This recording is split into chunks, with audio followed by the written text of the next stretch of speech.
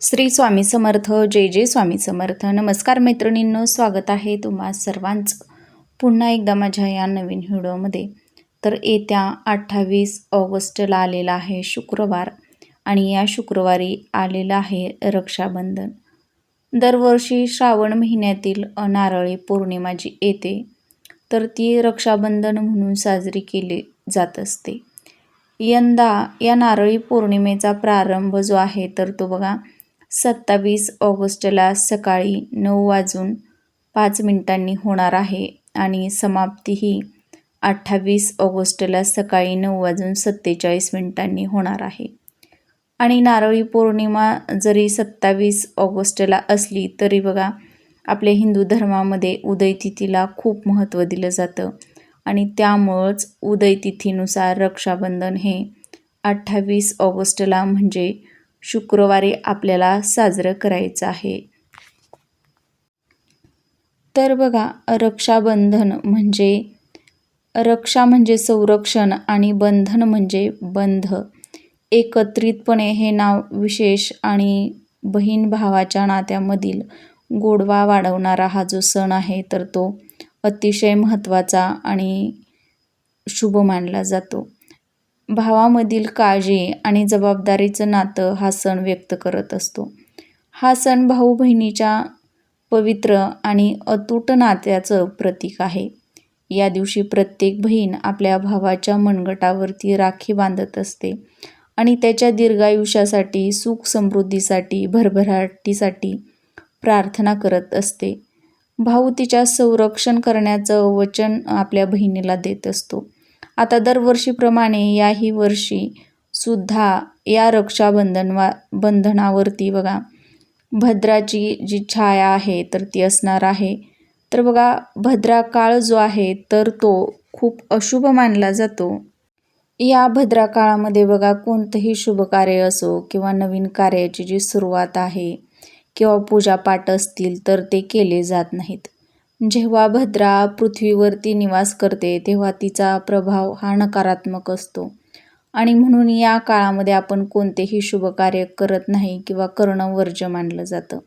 तर आपल्याला या रक्षाबंधनच्या दिवशी या 1 तासाच्या भद्रा काळात आपल्या भावाला चुकूनही राखी बांधायची नाही. तसेच या दिवशी राखी बांधण्यासाठी कोणता शुभ मुहूर्त असणार आहे, भद्रा काळ कोणता असणार आहे, कधी सुरू होणार, कधी संपणार, तसेच राखी खरेदी करताना आपल्याला कोणत्या चुका ज्या आहेत तर त्या टाळायच्या आहेत. आजकाल आपण फॅशनच्या प्रभावामध्ये जाऊन बघा अनेक नवनवीन प्रकारच्या ज्या राख्या असतात तर त्या कोणताही विचार न करता आपण खरेदी करत असतो. तर त्या वेगळ्याच राख्या घेऊन येत असतो. पण यासारख्या राख्या जर आपण आपल्या भावाच्या हातामध्ये बांधल्या तर त्याचे काही वाईट परिणाम जे आहेत तर ते आपल्या भावाला भोगावे लागू शकतात. म्हणजेच ही राखी बांधण्याचं पुण्य मिळण्याऐवजी त्याचं तुम्हाला वाईट परिणाम भोगावे लागू शकतात. त्यामुळं या दिवशी अशा काही ज्या राख्या आहेत तर त्या बहिणीनं भावाला बांधताना ही एक काळजी आपल्याला घ्यायची आहे किंवा त्या राख्या आपण चुकूनही खरेदी करायच्या नाहीत.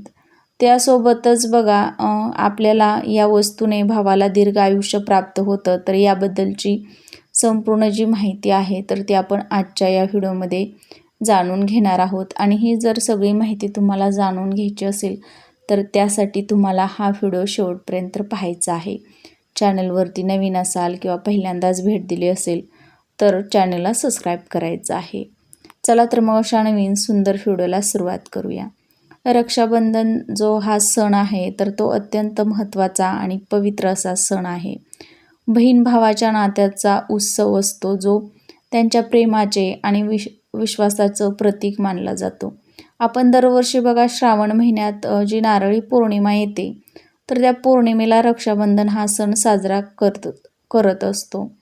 आता या दिवशी सगळ्यात महत्त्वाची गोष्ट म्हणजे तुम्हाला बघा नारळी पौर्णिमेचा प्रारंभ जो आहे तर तो 27 ऑगस्टला 9:05 होणार आहे आणि समाप्ती ही 28 ऑगस्टला 9:47 होणार आहे. आणि रक्षाबंधनमध्ये बघा राखी बांधण्याचा सगळ्यात जो शुभ मुहूर्त आहे तर तो म्हणजे 28 ऑगस्टला असणार आहे. सकाळीच 5:57 ते 9:48 असा जो शुभ मुहूर्त आहे तर तो अत्यंत शुभ असणार आहे. साधारणपणे बघायला गेलं तर हा जो शुभ मुहूर्त आहे तर 4 तास हा शुभ मुहूर्त असणार आहे. आणि म्हणून तुम्हाला शक्य जर झालं तर याच शुभ मुहूर्तावरती तुम्हाला तुमच्या भावाला राखी जी आहे तर ती बांधायची आहे. तर त्यामध्ये आपल्याला जे पण कार्य करतो शुभ मुहूर्तावरती तर त्यामध्ये यश मिळत असतं आणि ते खूप जास्त शुभ मानलं जातं. म्हणून शुभ मुहूर्तावरतीच राखी बांधता आली तर तुम्ही आवर्जून या शुभ मुहूर्तामध्ये राखी जी आहे तर ती आपल्या भावाच्या मनगटावरती बांधू शकता. या दिवशी भद्रकाळ कोणता असणार आहे तर यंदा रक्षाबंधनवरती भद्राचं सावट नसणार आहे, कारण पौर्णिमा तिथी जी आहे तर ती 27 ऑगस्टलाच सकाळी बघा 9:05 सुरू होणार आहे आणि म्हणून 27 ऑगस्टलाच भद्रा असणार आहे आणि जो भद्राकाळ 27 ऑगस्टलाच रात्री संपणार आहे. त्यामुळे 28 ऑगस्टला रक्षाबंधनवरती भद्राचं कोणतंही सावट नसणार आहे. आता या दिवशी जरी भद्राचं सावट नसलं तरीही या दिवशी आपल्याला राहुकाळ मात्र अवश्य असणार आहे. जसा भद्राकाळ अशुभ मानला जातो तसाच राहुकाळ हा देखील अशुभ मानला जातो आणि तो 28 ऑगस्टला रक्षाबंधनच्या दिवशी असणार आहे. तर तो कधी सुरू होत आहे तर तो बघा 28 ऑगस्टला सकाळी 10:46 हा राहुकाळ सुरू होत आहे आणि तो 12:23 असणार आहे. तर बघा धार्मिक मान्यतेनुसार या राहुकाळात कोणतंही कार्य जे आहे तर ते केलं जात नाही शुभ कार्य. त्यामुळे रक्षाबंधनसुद्धा आपण या काळामध्ये साजरं करू नये किंवा इतर कोणतंही पूजापाठ या काळामध्ये करू नयेत असं आपल्या ज्योतिषशास्त्रामध्ये सांगितलं जातं. तर बघा ज्योतिषशास्त्रानुसार राहुकाळ हा छायाग्रह आणि पापग्रह मानला गेल्यामुळं या काळात नकारात्मक ऊर्जा ज्या असतात तर त्या भरपूर प्रमाणामध्ये असतात आणि राहुकाळ जो आहे तर तो आपल्या अडचणी वाढवत असतो. जे पण आपण कार्य करतो तर त्यामध्ये अडथळे निर्माण करत असतो. त्यामुळे आपण या दिवशी राहुकाळ जो आहे तर तो सोडून आपल्या भावाला राखी जी आहे तर ती आपल्याला बांधायची आहे. आणि या राहुकाळामध्ये आपण चुकूनही रक्षाबंधन जे आहे तर ते साजरं करायचं नाही. त्यासोबतच बघा खरं तर राहुकाळामध्ये दूरचा प्रवाससुद्धा करू नये, तो सुद्धा अशुभ मानला जातो. जर तुम्हाला सकाळी शुभ मुहूर्तावरती रक्षाबंधन नाही साजरं करता आलं तर तुम्ही राहुकाळ सोडून दिवसभरामध्ये कधीही रक्षाबंधन साजरं करू शकता. आता पुढची गोष्ट म्हणजे बघा रक्षाबंधनला काही राख्या आहेत ज्या चुकूनही आपण या प्रकारच्या ज्या राख्या असतात तर त्या चुकूनही खरेदी करून आपल्या घरामध्ये आणू नयेत.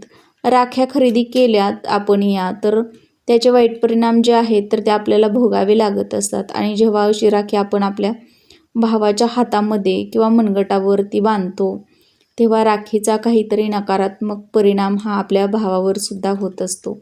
तर सगळ्यात महत्त्वाची गोष्ट म्हणजे या दिवशी तुम्हाला चुकूनही काळ्या रंगाची जी राखी आहे तर ती चुकूनही खरेदी करायची नाही किंवा त्या राखीला काळ्या रंगाचा धागा असेल अशी राखी देखील आपण चुकूनही खरेदी करून आपल्या भावासाठी आणायची नाही. आणि नकारात्मकतेचं प्रतीक मानला जातो हा काळा रंग. त्यामुळं अवश्य या दिवशी या रंगाची राखी खरेदी करणं तुम्हाला जी आहे तर ती टाळायची आहे. या दिवशी तुम्ही बघा पिवळ्या रंगाची, लाल रंगाची, गुलाबी रंगाची, इतर कोणत्याही रंगाची राखी जी आहे तर ती आपण आपल्या भावासाठी खरेदी करू शकतो. फक्त काळा आणि गडद निळा या 2 रंगाच्या राख्या ज्या आहेत किंवा धागा असलेल्या राख्या ज्या असतील तर त्या आपण चुकूनही खरेदी करून आणू नये. तसेच तुटलेली किंवा खराब झालेली राखीसुद्धा आपल्या भावाच्या हातामध्ये बांधणं हे सुद्धा अशुभ मानलं जातं. तर बऱ्याच वेळा आपण राखी खरेदी करायला बाजारामध्ये जातो आणि बघा तिथं गेल्यानंतर त्यातला एखादा धागा तुटतो किंवा त्यावर जे काही शुभचिन्ह असतं बघा त्यावरती ओम असेल, स्वस्तिक असेल, स्त्री असेल किंवा राम लक्ष्मण असेल असं लिहिलेलं असतं, शुभचिन्ह असतं.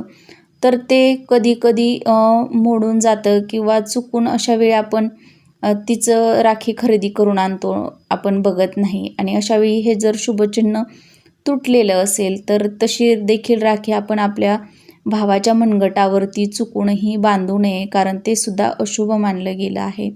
आता बघा ज्या काही राख्या असतात बघा काही, तर त्या राख्यांवरती बघा देवांचे चित्र असतात किंवा काही शुभचिन्ह असतात. तर अशा त्या राख्या खरेदी करत असतो. पण अनेक वेळा बघा जेव्हा आपण ही राखी आपल्या भावाच्या हातावर बांधतो, काही काळानंतर राखी तुटून जाते आणि खाली जमिनीवरती काही दिवसानंतर ते शुभचिन्ह आहे तर ते पडून जातं. अशा वेळी ते आपल्या पायाखाली येतं किंवा इतर लोकांच्या पायाखाली ती देवी देवतांची प्रतिमा जी आहे तर ती तुडवली जाते. त्यामुळे आपण पापाचे भागीदार बनू शकतो. आणि म्हणून देवांच्या चित्राऐवजी तुम्ही रेशमी धागा, सुती किंवा कलावा असलेली राखी बांधणंसुद्धा खूप शुभ मानलं गेलं आहे. तसेच या दिवशी चुकूनही प्लास्टिकची राखी खरेदी करू नका.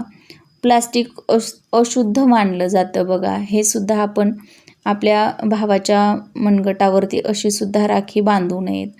त्यामुळे जीवनात दुर्भाग्य येऊ शकतं असं देखील मान्यता आहे. म्हणून या दिवशी प्लास्टिकची राखीसुद्धा खरेदी करणं आवर्जून टाळावं. आता सगळ्यात महत्त्वाची गोष्ट म्हणजे तुम्ही भावाला राखी बांधणार आहात तेव्हा त्या राखी बांधण्यासोबतच अशी एक वस्तू आपल्याला जी आहे तर ती आपल्या भावाला द्यायची आहे, ज्यामुळे आपल्या भावाचं दीर्घायुष्य लाभतं आपल्या भावाला. त्यामुळं या वस्तूचा खूप मान आहे आणि या वस्तूमुळेच भावापासून सर्व नकारात्मक ऊर्जा, अडचणी, संकट दूर राहत असतात. आपल्याला काय करायचं आहे, जेव्हा पण आपण राखी बांधण्यासाठी जे ताट तयार करणार आहोत तेव्हा त्या ताटामध्ये कुंकाचा गंध तयार करायचा आहे. त्यासोबतच अक्षदा घ्यायच्या आहेत आणि ज्या अक्षदा आपल्या भावाच्या कपाळावरती आपण लावणार आहोत तर त्या अखंड असायला हवेत. आपण ज्या अक्षदा भावाच्या कपाळावरती लावणार आहोत तर त्या अखंड असायला हव्यात. कधीही भावाच्या कपाळी ज्या तुटलेल्या अक्षदा असतात तर त्या चुकूनही लावू नयेत. त्याचसोबतच बघा तुम्ही एखादा गोडाचा पदार्थ घ्यायचा आहे. अगदीच तुम्ही साखर घेतली तरीही चालेल. नसेल तुमच्याकडे बर्फी, पेढा तर साखरसुद्धा घेऊन जाऊ शकता. यासोबतच आपल्याला एक नारळ घ्यायचा आहे ज्यामध्ये पाणी असायला हवं आणि त्या नारळावरती आपल्याला कलाव्याचा जो धागा असतो, रक्षासूत्र म्हणून जो आपण वापरतो, तर तो 3 वेळा गुंडाळून घ्यायचा आहे. त्या नारळावरती आपल्याला बांधायचा आहे आणि भावाला राखी बांधल्यानंतरनं हा नारळ जो आहे तर तो आपल्या भावावरून आपल्याला 3 वेळा ओवाळून घ्यायचा आहे आणि नंतरनं आपल्या भावाला द्यायचा आहे. रक्षाबंधनच्या दिवशी बघा या नारळाला खूप महत्त्व असतं. तर भावाला देतात तेव्हा तुमच्या भावाची भरभरून प्रगती होते. असा नारळ दिल्यानंतरनं नारळ हे शुद्धता, पूर्णता आणि समृद्धीचं प्रतीक मानलं जातं आणि कलावा हे संरक्षणाचं प्रतीक मानलं जातं. तेव्हा आपण हा कलावा नारळावरती गुंडाळतो जेव्हा बघा, तेव्हा नकारात्मक ऊर्जा दूर राहते. भावाच्या आयुष्यात सुख, शांती आणि समृद्धी येत असते आणि म्हणूनच ही एक वस्तू जी आहे तर ती आपण आपल्या भावाला आवर्जून द्यायची आहे.